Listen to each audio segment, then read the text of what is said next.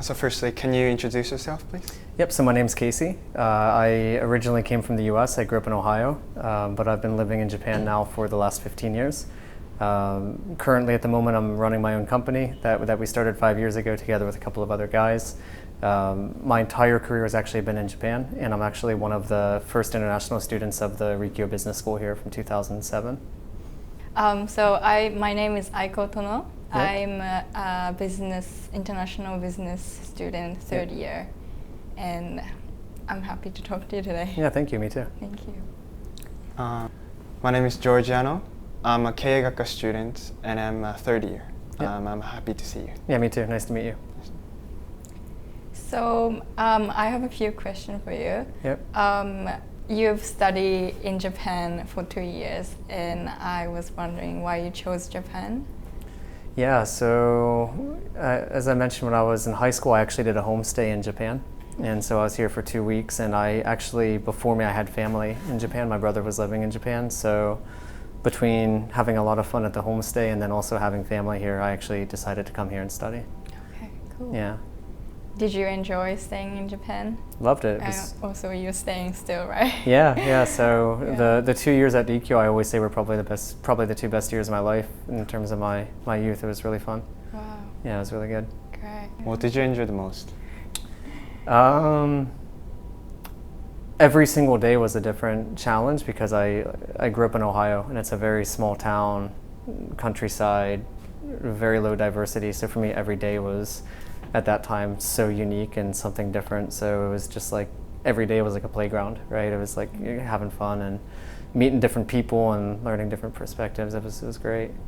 So about the college life at Rikyo. So you majored in international business, and you were in Wasaki seminar. Yep. What did you learn? What did you take away the most from Wasaki seminar? And how are you using it in your career life? Yeah, so I think at that time, I was a product of the environment I was brought up in. So I grew up in a very conservative, very, again, small town part of the US. But I think at Wasaki Sensei Zemi, I really learned that there's a lot of ways to look at a problem, and there's not necessarily always just one clear right answer. There's multiple answers to, different problems depending on how you look at it. So, being in the Zemi, and there were a lot of Japanese students, but there were a handful of us that were foreigners as well, and getting those different perspectives was, for me at the time, I think it was really, really helpful, and I still use that today.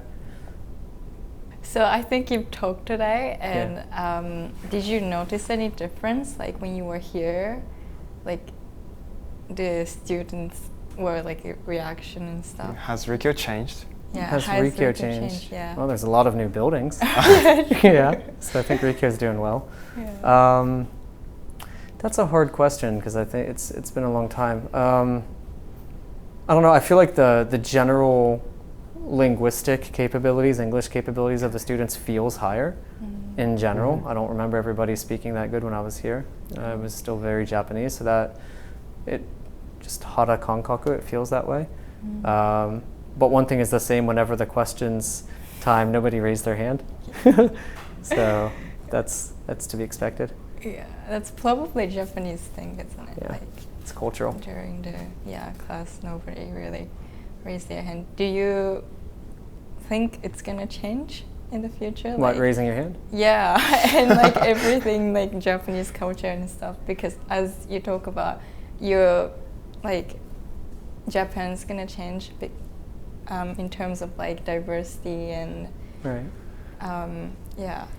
I think it's hard to say that Japan will change itself. I mean, I think Japan will continue to be Japan in a lot of ways. Yeah. But I do think that the Japan today is not the same Japan that it was 30 years ago. And I think that's fair to say 30 years from now. I think there are parts of Japan that are going to change.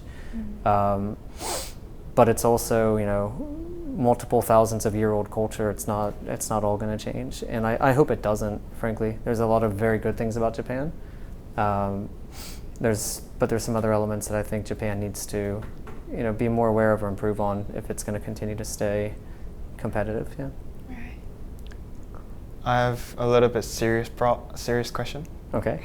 So there's a lot of problems in Japan. So for example, like declining birth rate or like aging population, do you still think that Japan is a good, attractive market? Yeah, it's a great question because it goes counter to what the news headlines in the newspaper say. Depending on the industry you work in, it's different, but I'm actually very bullish, very positive about Japan, at least for the next 5 or 10 years. I think it's still the third largest economy in the world, and the companies in Japan have some of the biggest balance sheets. They have a lot of cash, and frankly speaking, the gaps in digital or the gaps in people management, these all create tons of opportunities. If there aren't gaps, there's not opportunity. So because the gaps are so big and the economy is so big, I actually think that there's a ton of opportunity in Japan, but you just have to know where to look and how to look at it.